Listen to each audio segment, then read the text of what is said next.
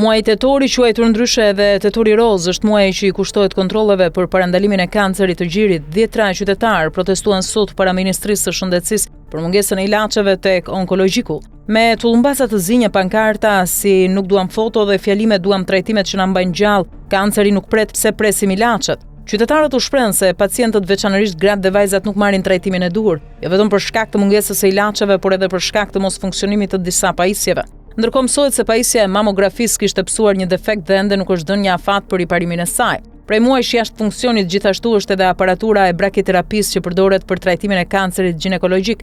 Ndërkohë raporti i fundit i kontrollit të lartë të shtetit në fillim të këtij muaji nxori në pa një situatë alarmante në trajtimin e pacientëve me tumor në Shqipëri, ku thuajse gjysma e barnave të autorizuara për këtë sëmundje nuk ishin importuar asnjëherë, ndërsa disa prej tyre rezultonin të skaduara por ende figuronin në sistem. Në mbar botën, kanceri është një nga 3 shkaqet më të shpeshta të vdekjes së parakohshme te gratë në moshën 70 vjeç, ndaj qëllimi i kryerjes së analizave është parandalimi i hershëm i sëmundjes dhe përrritjen e mundësive për një shërim të plotë të gruas.